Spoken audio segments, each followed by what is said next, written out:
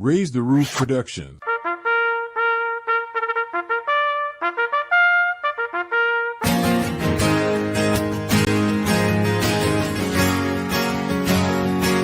Well, you'll never know the heartache of looking a grown man in the eye, and he asks, am I gonna make it? And you've got to lie. Well, they call me Doc, but I ain't got no degree. When shit hits the fan, they're calling for me. From bluegrass Kentucky, with red blood on my hands, nobody calls me hero except for my friends. Yeah, they call me Doc. Hello, brothers and sisters and American patriots. Welcome to another edition of Sick Call with Doc. I'm your host, Rod Doc Walbeck. Your co-host always, Joe Misfit Glenn, Army Combat Medic. In the back, Brian Devil Dog Roof on the dials. United States Marine Corps combat veteran. Today is super cool for me because I've got a homeboy from Michigan on today. I'd like to introduce you to a man who's a nationally recognized cannabis entrepreneur and political advocate with over 15 years of experience as a caregiver, cultivator, and public speaker. He's the founder and executive of multiple cannabis-related ventures and lobbying groups. He's passionate about patient rights, equitable industry reform, spiritual use of entheogens, and constitutional freedoms. He is known for bridging the gaps between cannabis politics and community through high-profile events, media appearances, and religious freedom work. He is the secretary of the Republican Cannabis Caucus of Michigan. He coordinates with the state legislators. He leads bipartisan strategy on policy, including industrial hemp, taxation, and metric reform. He's the vice president and co-founder of the Michigan Weedsters since 2019. He's partnered with the Attorney General Dana Nessel, Senator Jeff Irwin, and Republican Jimmy Wilson Jr. He hosts the annual Michigan State Takeover panel at the MJ BizCon in Las Vegas, 3 years running. He's the co-owner of Big Cloud Farms and Big Cloud Presents since 2018 to present. The creator and host of the Hazey Holes Cannabis Golf Tournament, 6 years running.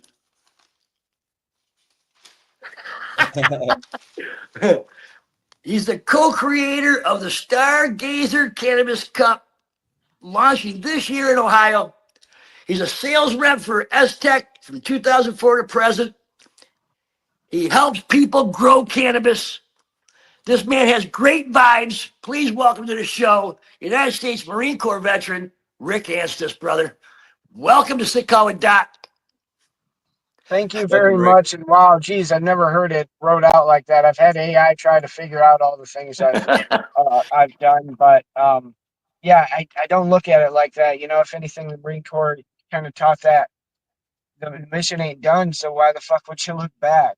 Right? Like there's no time to see some of those things. And then it's great. And I'm thankful and grateful for all the opportunities and people that I get to work with. But yeah, mission just isn't done until it's really done. So yeah. I'm a friend of yours on Facebook, brother, and I see you all over the states. You go from New York to Texas to California to Montana to here I mean, you are everywhere.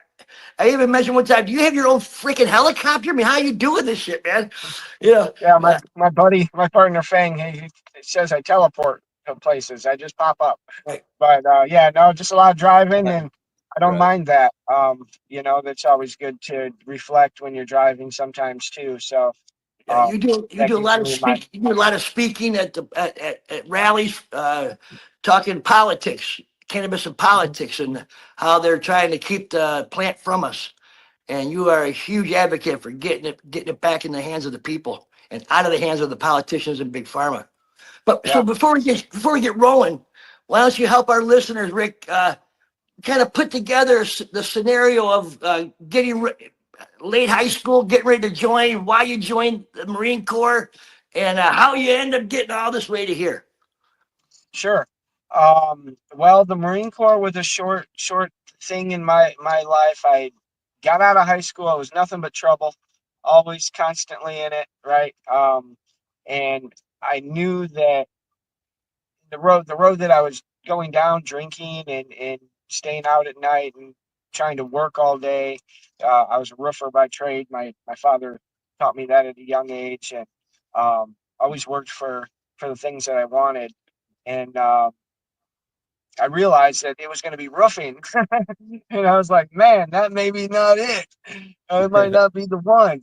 Um, and so I believe it was 2000 that I joined, and like a fool, I chose to get drunk at MEPS. Right? I'm sure some of you people have had those scenarios where people come in drunk.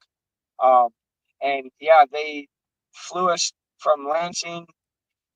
Not sure where the layover was, but then we continued to drink, and then yeah, I end up on the yellow footprints uh, of MCRD in California, half cocked, and that was a mistake. They sent you all in Hollywood. You were a Michigan kid. Yeah, well, it was a mistake that I was half drunk and 3 days deprivated already, damn near, from the nervousness of it all. And then when I got there, that experience, I'm sure the Marines here know that once you're on, when it starts on the bus, when he gets on the bus, then you find yourself to the yellow footprints, and then shit gets going. And yeah, the deprivation, the grind, the build, the breakdown, and the build up. Uh, it's a beautiful thing, and it brings people together in a unique way, which I've found in cannabis also, that she can break you down and build you back up, and the community is there for you, the real ones, you know. Um, and after after that, I came back and wound up in Florida, um, and that too was a no good. Lots of drinking and drug use and um, mistakes. Was never got any criminal charges, but you know, just kind of whatever you call that at that young age, sowing your oats or whatever, screwing up, and that continued. Come back to Michigan, and at that point in time, we were. It was time to figure out something else for me. So I'd gotten married, and my wife was a combat medic, so we were in San Antonio and Fort Sam Houston, and then we were in Fort Bragg in North Carolina for about 6 years. And through all that, I smoked on all those bases, and because I was the wife, right, or the Yeah, spouse. you became the dependent. Yeah, I was just a million at that point, so it was like, hey, this is all right. This is different. This is okay. But yeah, so and she always knew it as even a combat medic how medicinal it is, versus taking pills. So I don't know where the VA is now currently, but is it not starting to recommend or allow now use within? It depends on which one you go to and which doctor you've got. A lot of the vets tell me, they know that you're doing it, and as long as it's working, then keep it up, kind of thing. Okay, It's kind so of it's like not that, like really, see no evil, hear no evil kind of thing, which is right. freaking nonsense. It should be in their pharmacy, for God's sakes. Yeah. No, it should be. Yeah. In I think our police force, that our military people that come out and come into the police force are still dealing with their traumas and all of those other things, trying to cope, trying to find something that's as exciting or whatever it is, right? That value. Mhm. And it's a struggle, and these pharmaceuticals don't help you come into the police force with still all this confusion, PTSD, and stress on your life. and you're not really properly dealing with it, even though there's psychologists and so on and so forth, but that the pills and such aren't doing it. But cannabis, mushrooms, entheogenics, properly administered to our veterans and even our police force could tame down a whole lot of aggression between our law enforcement and our civilian, people, and even domestically for our veterans, even in the domestic state of how we deal with our spouses and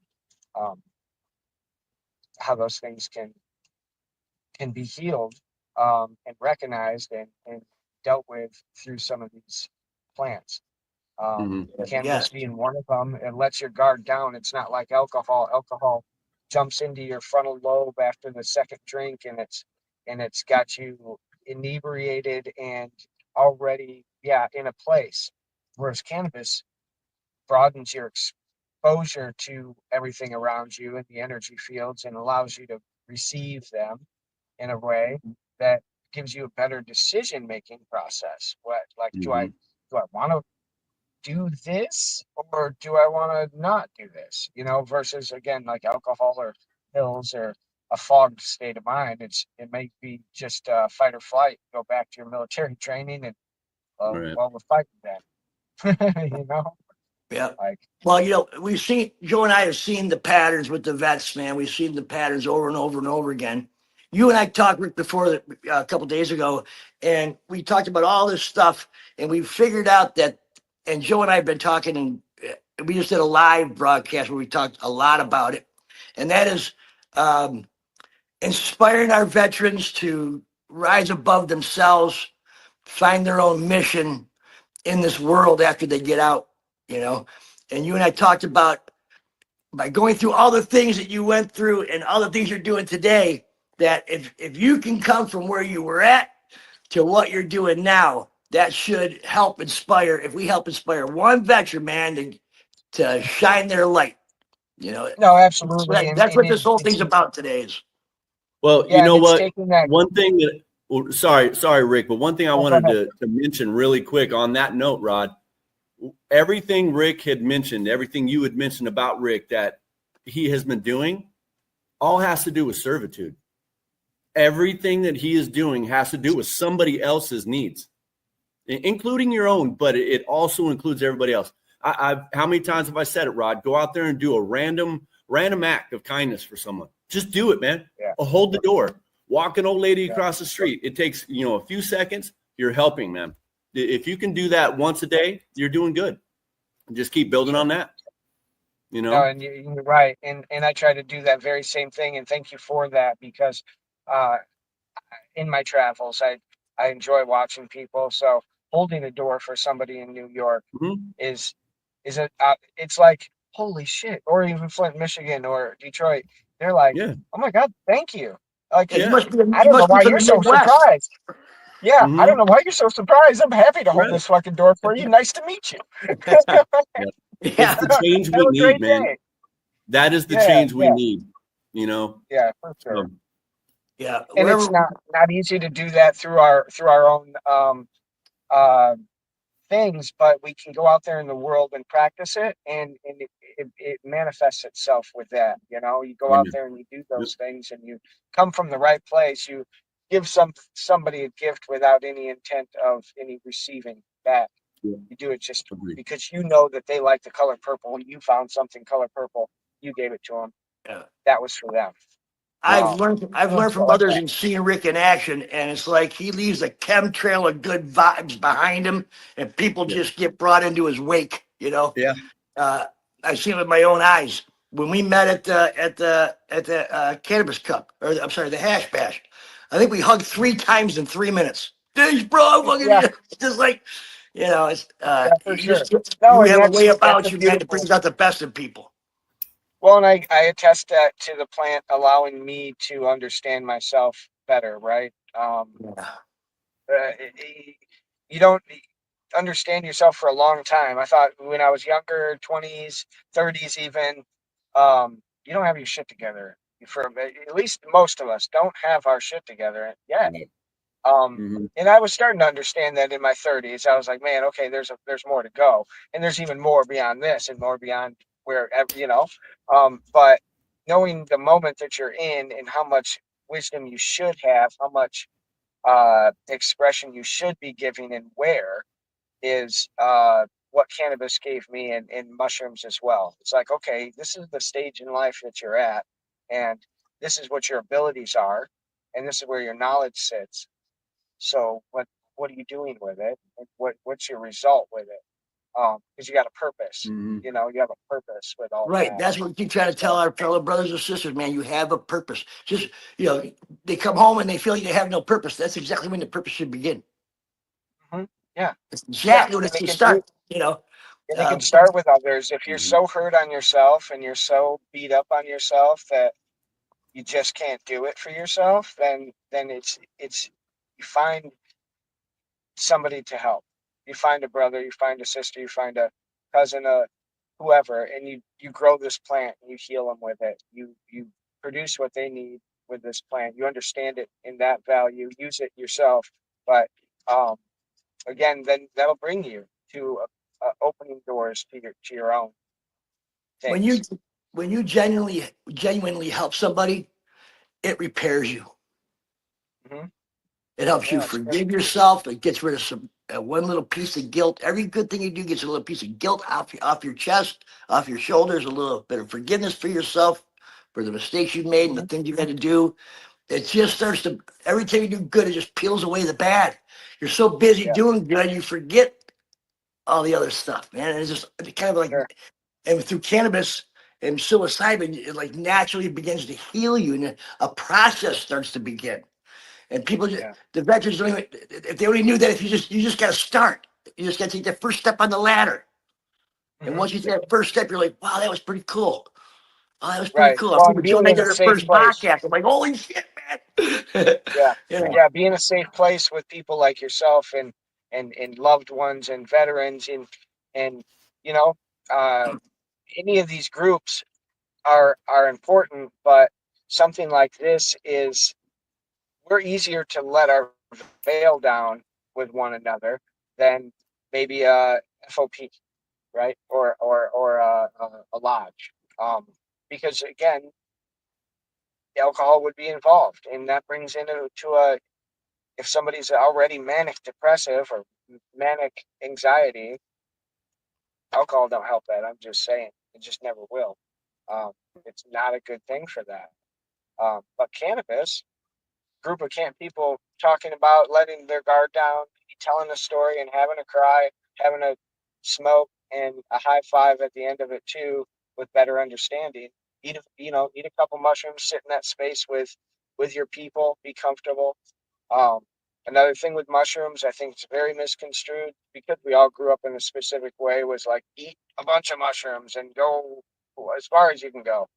That's not necessarily the way it would work. Technically, it's much wiser to microdose yourself into those larger doses, so you take very small amounts that you wouldn't even notice throughout the day. Everybody's a little bit different as to how much, but you go on about your day. You do this for weeks on end, 3 days on, 2 days off, whatever the regiment you may want it to be. But what is a healing. You start noticing a healing.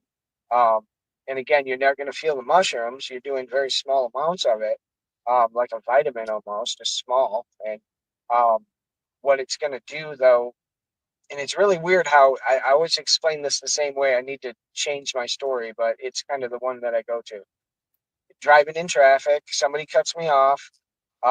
Most cases, I go into a upsetness and maybe pull around them and give them the bird or have them upset me, right?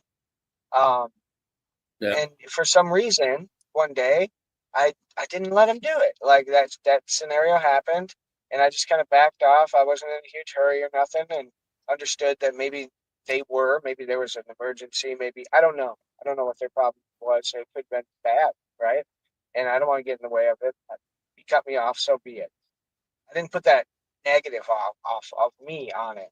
And sometimes I think we feel that we need to throw negative out to have a Right. release. And mushrooms gave me an ability to understand that I don't have to. If I just kill everything, just smother the whole everything with kindness and the purest of heart, then anything ugly around that can fuck off. Perfectly fine. Right. That's perfectly fine, because you're laying yourself in the deepest truth you can. And that's caring for one another. That's helping your brother, your sister. That's building communities and strong ones that drive fucking nations. Yeah, I don't think ever where I've seen a driver with a lack of consideration driver. I don't think I've ever said, "Well, I just hope you get to your next place safe." Right. Right. Right. Yeah. Yeah. I need to do some more healing. You know what I mean? Yeah. No, it's Yeah, it's a thing, and we learn through it. It's not like it's some magical thing that absolutely, but it does reset the brain in some way that I can't speak to scientifically or as a doctor or anything as such. But I can say that I know myself and I know how I've changed. I know I went from this childhood, because I've always been small statured. I'm about 5'3", 130 pounds, 125, 30 pounds. So in high school, middle school, all those things, it was always, who's the biggest guy in the room? I'm whooping your ass so everybody else can shut up. Like, I'm not doing this, So I was that guy. And then I learned that all the violent fighting and the physical stuff wasn't doing me any good. So I learned to use it intellectually, become smarter, more educated, wiser, sharing those things, and found myself in politics through cannabis, but I never knew I'd be doing any of those things. But I'm glad I am. If it makes a difference. So well, you're certainly making a difference in Michigan, brother. You're well known here because you're always fighting for all of us, dude. So let me ask you, man. So like, Army, your wife's an Army medic, right? Your wife was an Army medic? My ex-wife was, yes. Army medic, okay. What happened? Was it a slow transition through your healing to where you started really getting out there and finding your way in this cannabis world and in the hippie world and doing what we do? Walk us through that transition.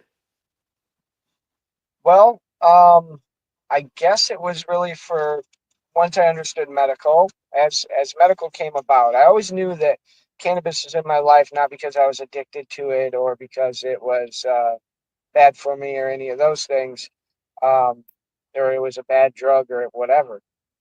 It was just in my life because it kept me away from everything else that was bad for me. Any of the other drugs that I had previously used or alcohol. When cannabis was around, it was just like, I don't need that vibe, you know? So I realized that at a pretty young age, 21, 22, and then maintained that.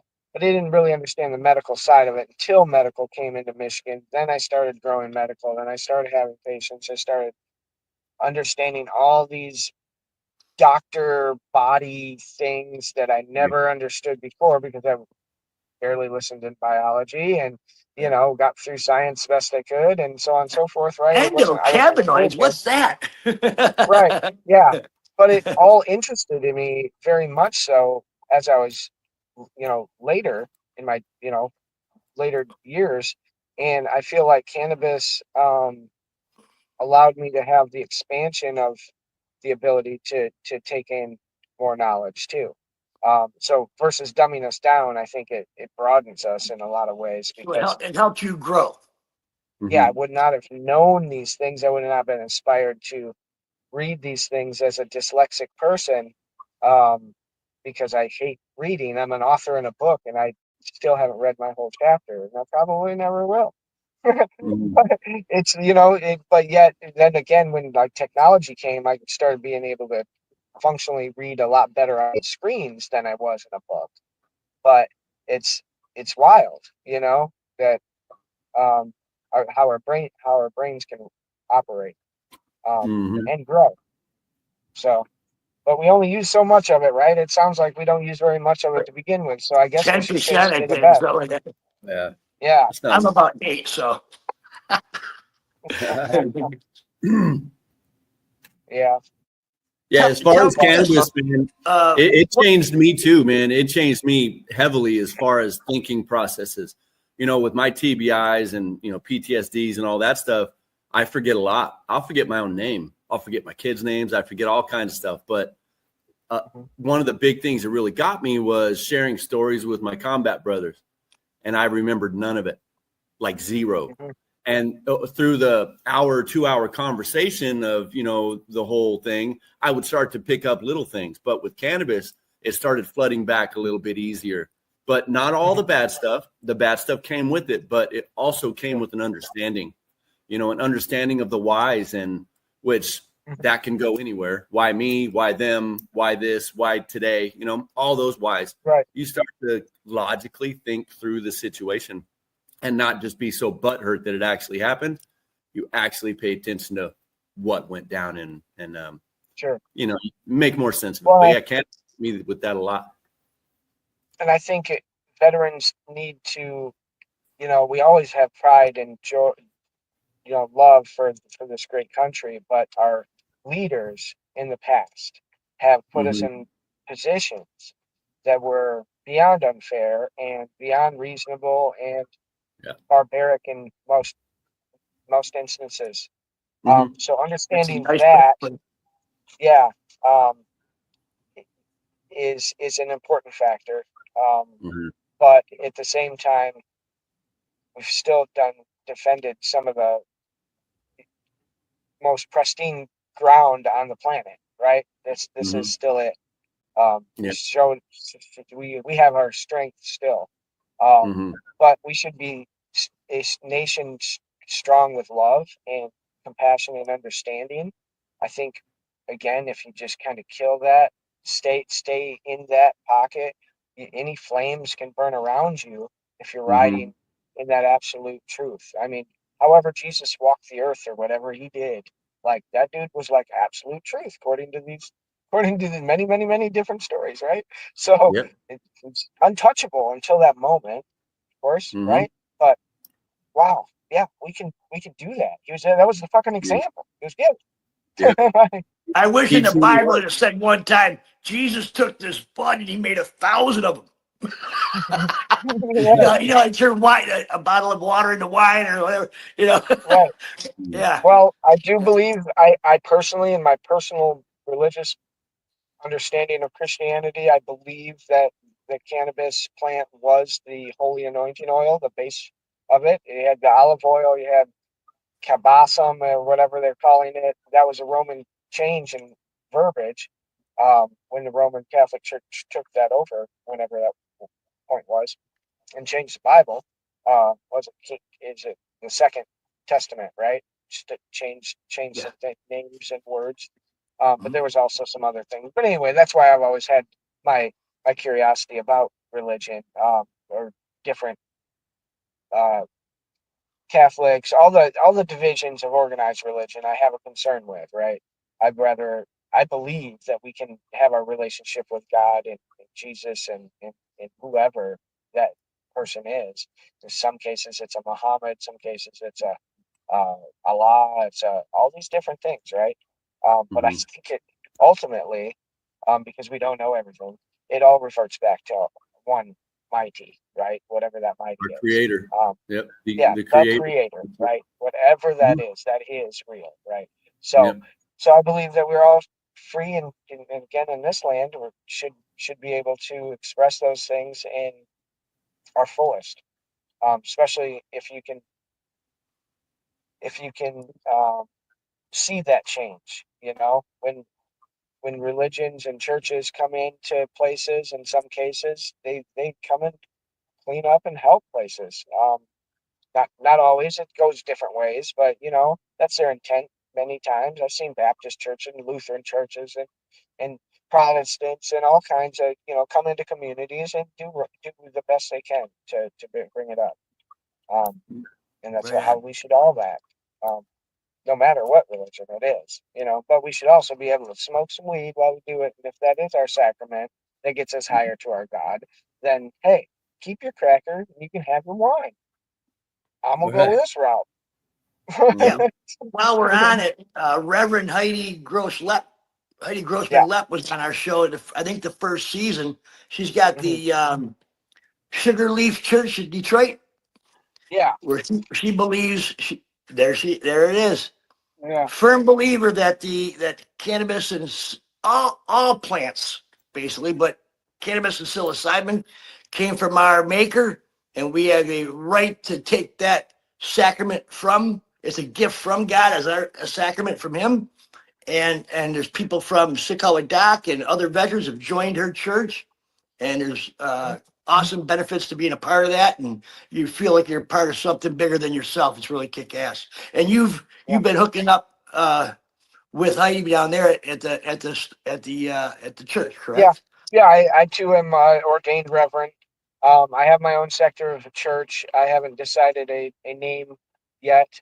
But ultimately, again, like I said, a church can be really what you see your higher power path to be, right? So, and for me personally, I agree that cannabis is something that I've always been a preacher of, right? So, I've always been a reverend too, speaking to this plant. It's not just the activism or the public speaker. I've been preaching, right? Like, because that's what preaching is. You're talking to something that ain't maybe listening, and Right.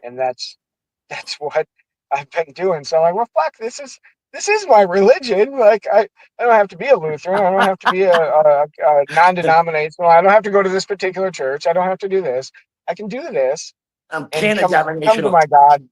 Yeah, in this manner. And again, adding psilocybin and some of those bigger doses, finding deeper answers within my own life, right? And that's something I tell veterans, everybody, but especially veterans. Um, Going slow into the microdosing situation is important because what it does when you get to the macro doses is, I don't believe there's such thing as a bad trip, right? There might be, in the sense that the mushrooms may not be as good or not, have another mold on them or something. You're kind of sick, but in the sense of the trip itself, um, what they do is they bring your inner demons out, right? So they're showing you things, um, that, especially when you're in that deeper state, they're showing you past things that you may be oppressed, some things you may not even have known about. And that's what a lot of people, will say, that they're like, oh, this, and this was happening, and there was a demon crawling on the wall, and this and that. And they kind of really dissect it after a while, after it's all done. And they're like, you know what? That was that time that somebody burglarized our house, and I was a young kid, and he opened my door and he looked at me, and then he ran out. Like, I don't even remember that happening, but that's what that was. So like it pulls up some of these things. But microdosing into it, allowing yourself to understand the mushrooms in a slower manner, uh, throughout a longer period of time, will get you to that point where you're like, okay, I can attack this one. So they're like doors, and you got all these doors of fucked up shit in your life. And you're like, which one do I want? And you open this one, and you're ready for it, and you see it, and you might cry, and you might scream, and you might fucking punch things, and you might just get a lot out. And then you're gonna realize, because you're in that state, that, like, wait a minute, I'm still here. You weren't shit the whole fucking time. Now Yeah. go fuck yourself. And then you Yes. close the door, and it's a wrap. And it's not a wrap because you're Oh, like still shit. high or you're in the place. The next day, and 3 days later, and 4 months down the road, it's still a wrap. When you're not, just your regular existence, you think about it, and you can be like, huh, you can chuckle off that bitch. Like, got you, beat you. That really helped me understand the process better. Thank you for that. I didn't. Yeah, and our veterans need that. That particular kind of process to systematically go from door to door, and you're aware of this. It's a weird thing to explain, but it's almost an outer body kind of thing. But you're not. I'm very much like, I'm not eating mushrooms today, but if I were, I would have this consciousness of myself kind of outside, paying attention to exactly what I'm saying, and then paying attention to you guys, paying attention to all my surroundings as well. Sounds weird, and it's really ADHD or ADHD, whatever, of me. But it helps, because I can watch myself sometimes and say, damn, Rick, your little mannerisms, these are the things that are holding you back, or these are the things that people are offended by. You didn't think you were offending them. You were just talking to them, but the way you said it, or the mannerism you used when you did it. The tone. Yeah, and it's just crazy to be able to dive into yourself like that, and help yourself, so to speak, in that manner. And once you get guided through some of that process, you can do whatever you want, and I don't eat a lot of mushrooms per se, but I do help a lot of people with them. Sometimes I'll eat them, but they've already helped me so much that I've not really been called to. So I'd even suggest that it drops your defense mechanisms over that. A lot of times when we've noticed something that maybe somebody else doesn't like, we get defensive and fuck you, this is who I am, right? But when you're like that, you don't get defensive. You understand that, hey, man, yeah, I could probably do that a little bit better, maybe let me fine tune. So that helps too, is you lose all of that ego, that defense, that says this is what I need to protect myself. Sure. And a lot of us carry a strong ego, especially, veterans that have major valor and clout in the community for heroic things, right? Letting that veil or that guard down always been told to us as a show of weakness, right? But it's not. It makes you stronger. It makes those around you stronger, and enables them to do the same thing, because it's all needed. It's okay to scream and cry and fucking let that shit out, and it's okay to be around your people when you do it too. Yeah. I'll tell you what, guys, we've clicked in, man. Time is flying by, man. We're already like halfway through. Yeah. Let me go ahead and take a break. I want to talk about how you got into caregiving, the Michigan Caregiver Program. You were growing like craft, beautiful medicine for your patients, and then how. And of course, this episode, I really want to hone in on showing veterans that if they can just get up and do something, it's a stepping stone for the rest. So let's go ahead and take a break, and we'll get into all that good stuff and all the things you're doing, Rick, to help others and help yourself, brother. So we'll take a break when we're back. Division doesn't happen by accident. It's engineered, layered into our systems, etched into our history, and sold to us as truth.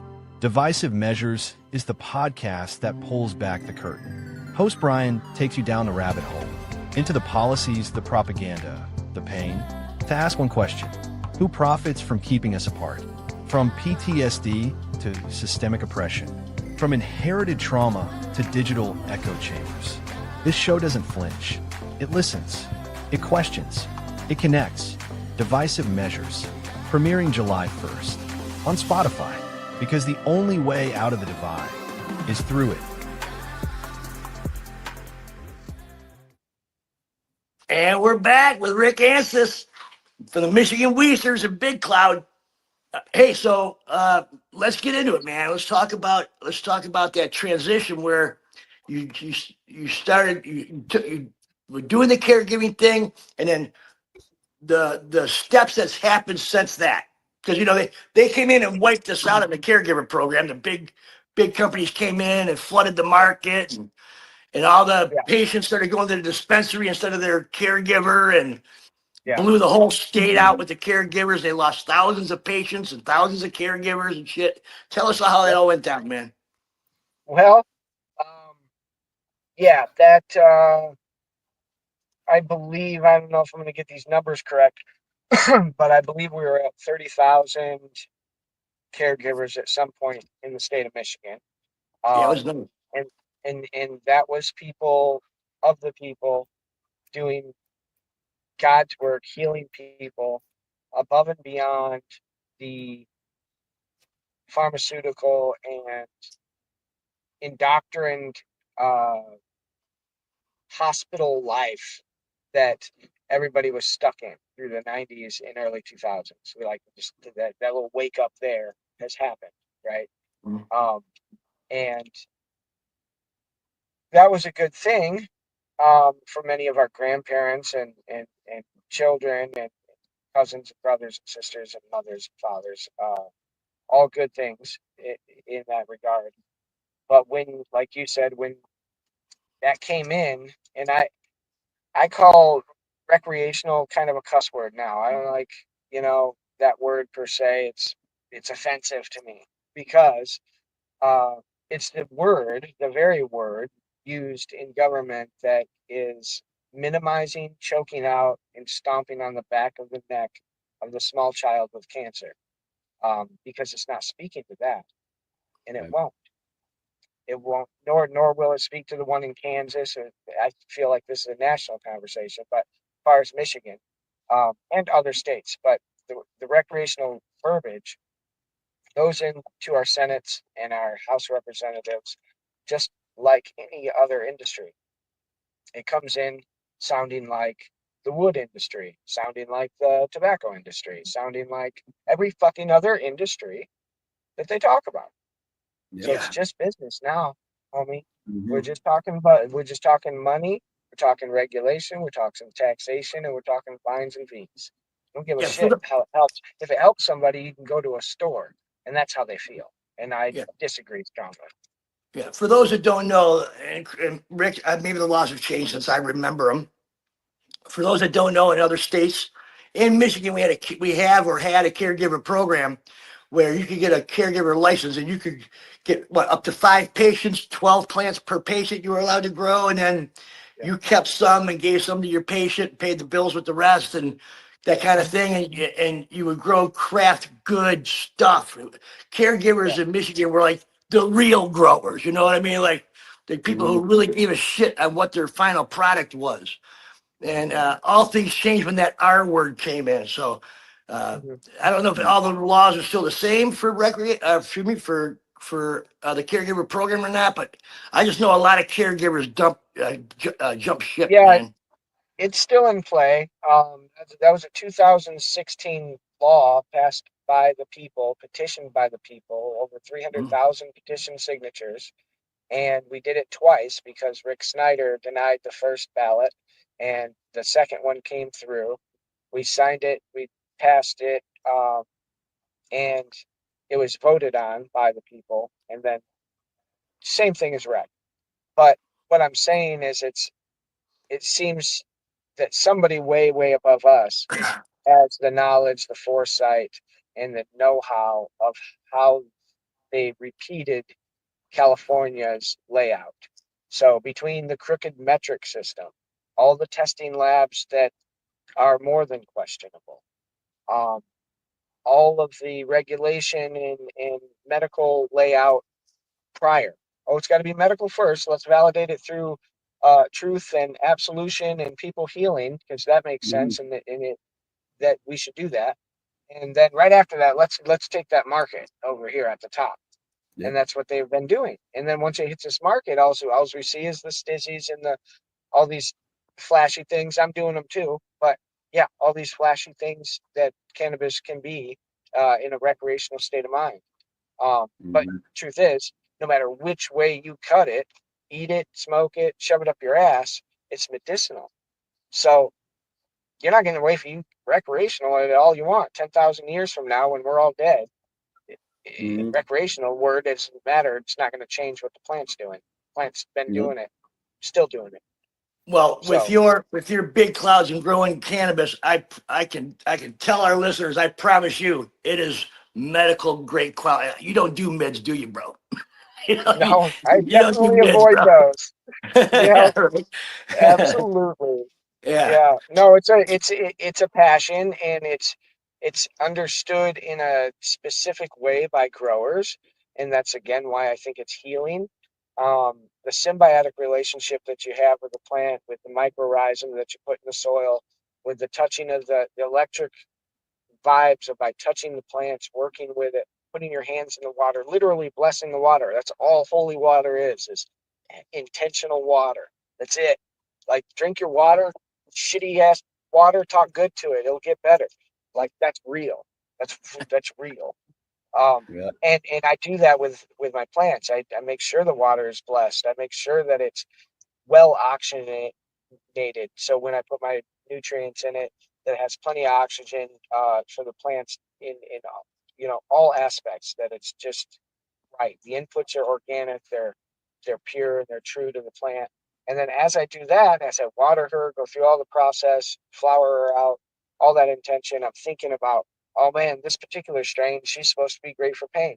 Oh, this particular strain is supposed to calm down my anxiety. This particular strain is good for my ADHD. And you're putting all those energies into the strains that you're growing. And I swear to God, it comes back out. Like when you light it up, you're like, damn, okay, now I know why they call it Gorilla Glue, or now why they call it Skunk One, or whatever. It's not just the flavor. It's not just the smell and the terpene. It is the terpene. It's the combination, right? And then all of those cannabinoids putting themselves together in their particulars. Right.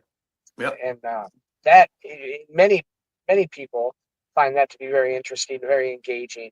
You can get in your barn and turn that shop into a small grow and just go in there and just heal every day. I was in a mother room just the other day with plants about as tall as me, and they had a nice open spot in the middle where they probably did their cuttings or whatever. But I just like walked right in the middle of that, and I was just like, oh my God, I love this so much. Like you can feel that shit. Like when you're in a room full of them, they're just like radiating awesome shit.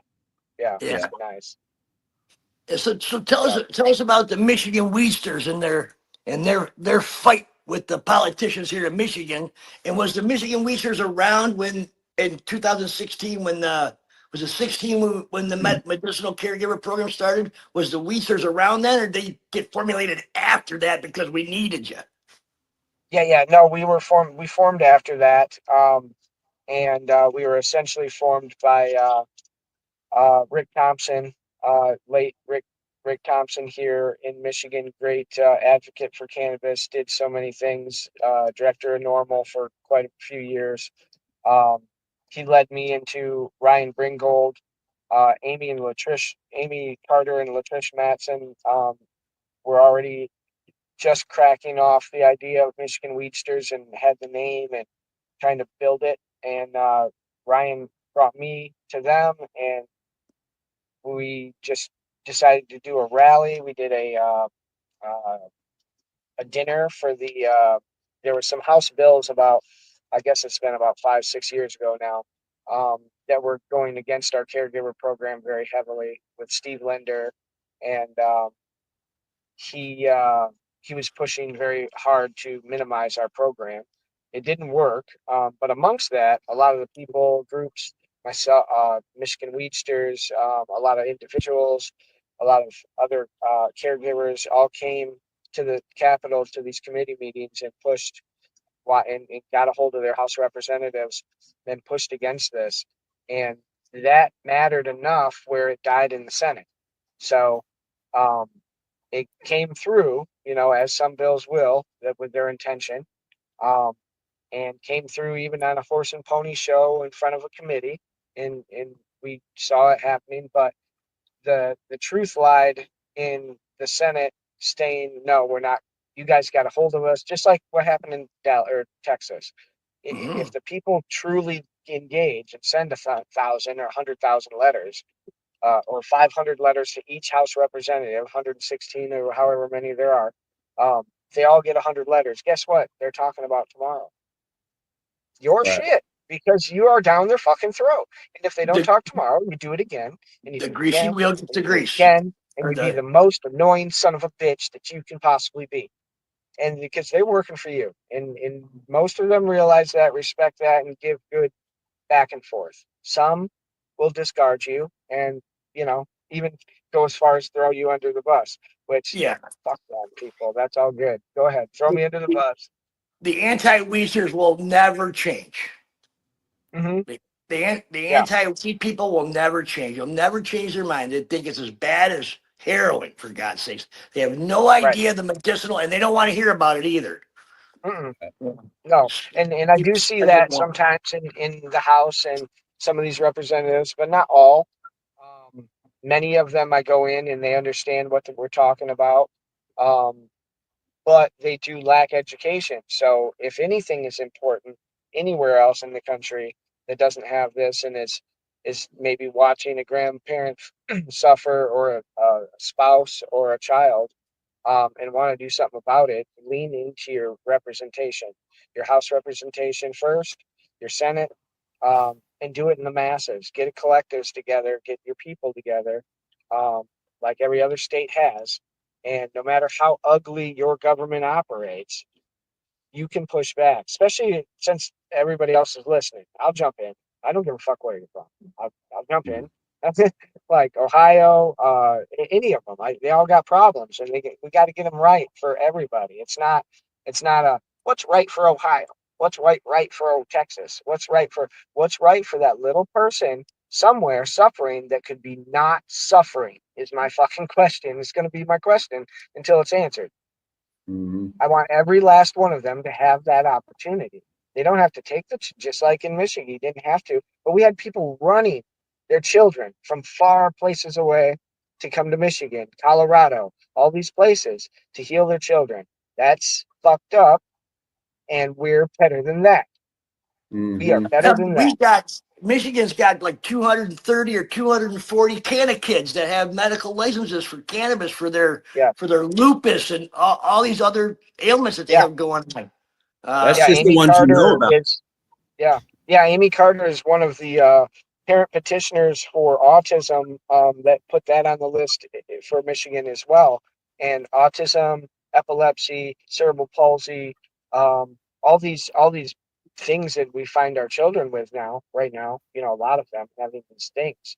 They have that opportunity now to use this. And there's, like you just said, we're almost in over 300 children. So every time you bring some kind of propaganda or one of these health departments say, watch out for the kids and this and that with their shit, they're doing it wrong because they're negating and they're throwing rocks at those 300 kids that utilize it, right? They should be expressing that and making it fully understood to all in the health departments as to what this is. Here in Michigan, we're trying to get a law passed to where, you know how they have school nurses at the schools. We're pushing to have the canna kids allowed to have their medicine locked up in the nurses station. So if they're in school and they have an event and they need their medicine, they could take their medicine at school. Yeah. Well, and Amy Carter also has headed that up with Jaden's Law. It's been Jaden's Law. That's it. Yeah, it's been introduced 3 different times and hasn't gotten through yet. But we do have, I think there's 5 or 6 other states, including Illinois, that do have laws for that very thing. And I believe it was Pennsylvania, it may have been Massachusetts. There was a young person that had passed away because they could not get to their medicine. I don't know if I have the story completely right, but it was a situation where the nurse was basically on the phone with the mother, and the mother pleading to be able to give her RSO, but the nurse was deeply concerned about her license and her situation by administering it. So the child passed. So that, again, should never happen. We should be so far beyond that knowledge. We should, if that's that, doesn't matter who and what you are, you get that child what they need. So yeah, those things can't happen anymore. It shakes your fucking soul. And those are the things that our federal government need to hear. Fuck all these state governments. I don't care about Attorney General Dana Nessel, Gretchen fucking Whitmer. She ain't done shit for this. Not a fucking thing have they done for this. Not a thing. So fuck them. And it's a national conversation, and we need it at the highest levels. We need whoever the hell is at the highest that can help us with this. And it's not the DEA. Fuck them too. We the people need our biggest. We need to be the biggest voice of this. Yeah, you think a Democratic state with mostly Democrat legislature and stuff, you think they have a little bit more liberal thoughts on cannabis, wouldn't you think? Well, not when you have your back pocket being filled at an exponential rate. And we've seen that here in the state of Michigan, brother. We've seen that here. Yeah. I'd like to see it unravel. Rick, since we're talking about inspiring our vets to get up and do something, weren't you a part of, or still are a part of, helping those with that are in prison for cannabis related charges, working with the groups that are trying to get them cats out because they're in prison for less than what we do now? Mm-hmm. You know what I mean? Yeah. Are you a part of that? Yeah, I'm a part of everything that I can get my hands in and meet the founders of, or the people that are pushing. That particular one that you're speaking to is Randy Lanier's Freedom Grow, and they have a foundation that basically gives anything that they can for the prisoners of just cannabis, right? Federal incarcerated people, to their kids, to their book bags, their birthdays, anything that they can help with. If the guy needs some money on their books, those type of things. It's kind of an easement, a Band-Aid kind of foundation to a fucked situation. And Randy's a saint for that, but he also did 27 years and was given natural life in prison for his actions in I guess it was smuggling, but he said that in his trial that they never found any flower, never found any like actual bud. But long story short, he did 27 years and he's out now and built that foundation. And then here in Michigan, we have Josie Scroggin, who is the Great Lakes expungement, who has raised millions of dollars for people to be expunged here in the state of Michigan. Again, where the ball was dropped, I feel, by Gretchen and Dana, is they can pull triggers. They never pulled a trigger. They never signed a pen. They never picked up a piece of paper and never had anything wrote up that was easy. They did, but it was real fucking lame, and it still costs money. For everybody that deserves an expungement of cannabis off their record in the state of Michigan, it should have just been fucking done. But Josie's picked up this ball and expunged well over 1,000 people here in Michigan. And yeah, on her own dime, on the foundation's dime, so she's gone so hard that she's trying to reach a federal funding situation. She's been going for quite a few years now. I don't know how many, 3, 4. I was the 4th one here in Michigan to be expunged from my cannabis record. I didn't know that. Okay, cool. Yeah, some people want to keep them. They're like, I'll keep it for a badge of honor or whatever, But I did it because it's an example for most of us and the norm to be, and it doesn't matter to me if I had it or not. With what I do, it doesn't affect me, right? But it could if I were to buy a house, right? If I were to try and buy a house, or if I had the money to buy a house, they'd be like, okay, well, let's see this weed thing, and we're not going to sell you the house or give you a loan, or whatever. So those kind of things are important for, again, somebody trying to get up out of a bad situation, somebody that's been down and out, made bad choices, done a lot of fucked up things, but now they're choosing not to, and they're trying to come up out of that. Get yourself expunged. It's on them. Get yourself an opportunity that's better. Find it in cannabis, maybe being a grower or even a caregiver. There is still avenues there. I'm currently working on, again, with the Big Cloud things. We're not a licensed company, but we're working with licensed companies. So these licensed companies that came from a legacy place, mom and pops that are having success, doing great things in growing and processing and everything cannabis from here in Michigan, we're we're partnering with, bringing in our genetics, bringing in some of our SOPs, and growing our Big Cloud Gage Green Group products with them.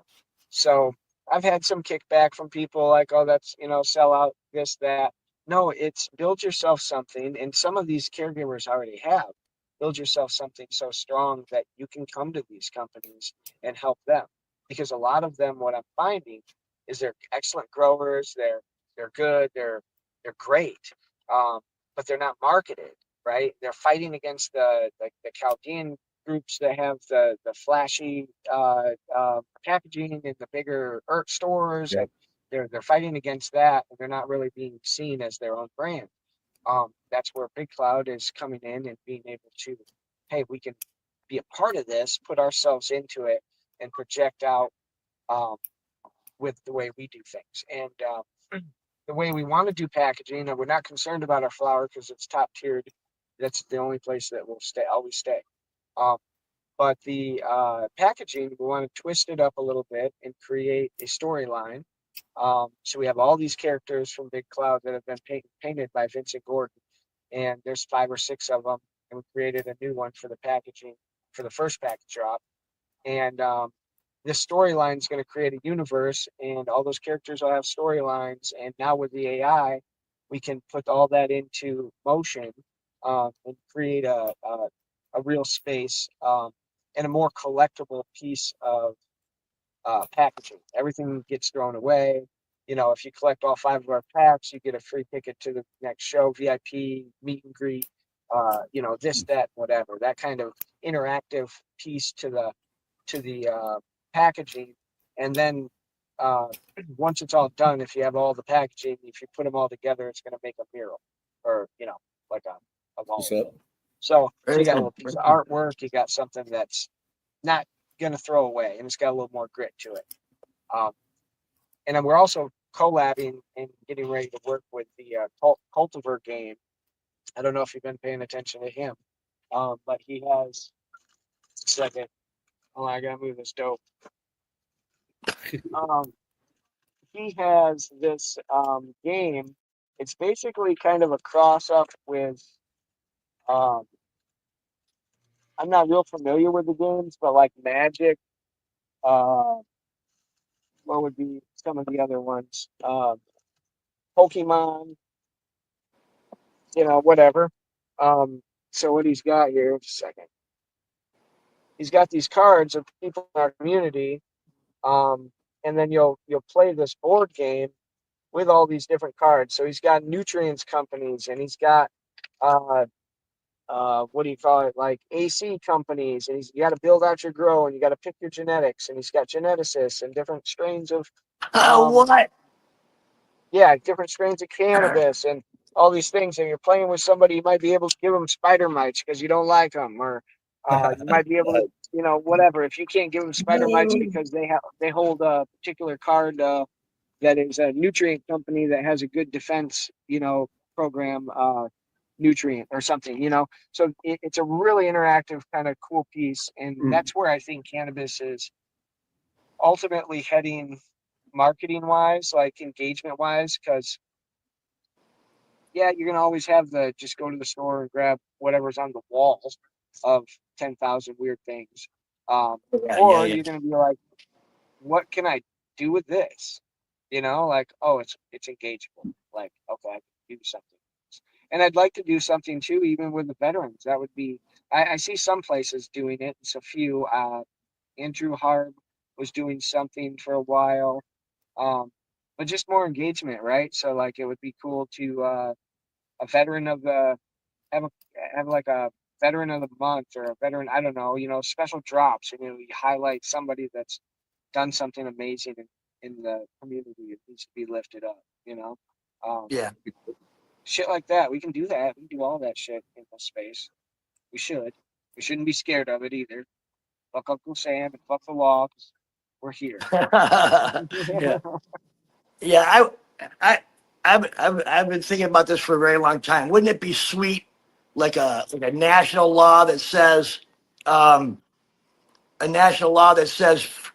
free to grow 3 for veterans? Like if you're a vet, You should be free to grow 3 plants in your house and be left alone about it. You know, there should be a so that we can grow it. I like that. We can grow our own medicine. You know, we should mark that somewhere. I need to grow 3. Yeah, grunt style might be somebody that could project a message such as that. I'm gonna definitely link you guys up with them. And see what you guys can work together. Blowing my phone up, guys.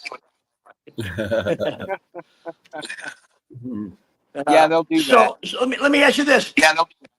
Let me ask you this. We're up on an hour. We've shown an example where you can go from 0 to 100, which is what you've done in your life in the cannabis world. There was a point in your life where you were just growing weed for yourself, and now you're hanging out with big wigs and senators and fighting for rights and doing all this stuff you do, man. If anybody went to your Facebook page and just looked for 5 minutes and get tired just looking at it, man. I don't know how you do it all, but so let's have some fun for a second. Who's the most famous person you've ever met? Go. Man, I got a few of them, and I guess I have to just go with Tommy Chong. He's my favorite. So what's up? Right on. Yeah. Joe, who's the most famous person you ever met besides me? Me? Bro, that'd take me a minute, man. Have you met a famous person? Yeah, I have. Was I think it Gentle Ben back in the day? That dude that was living in the woods had the bear. That guy's so Grizzly cool. Adams. Yeah. Adams. I met him. I've met people. Okay, I got a question. Since you met him, was he a monster? Was he a big dude? Big dude. Big, yeah, solid. I thought he was like a freaking monster of a dude. That's cool. Yeah, and he gave me an autograph on his picture, and yeah, it's pretty bitching. That's cool. Yeah, but I mean, I could probably go. It's been a long time since I met anybody, so I don't know. Yeah, I just stayed on my own, man. Cool. Yeah. Mine was Trace Atkins, Keith Urban, and the entire band of Devo. Remember them? The Flower Pot guys. I used to listen to Devo doing Tinker Toys, bro. Yeah. She's just a girl. She's just the girl you want. Yeah. That's what's up. The potheads. What's happening now? Yeah. Say again? Potheads. So, Rick, the next thing for you up is pretty soon the Stargazer event. Huh? That's next for you?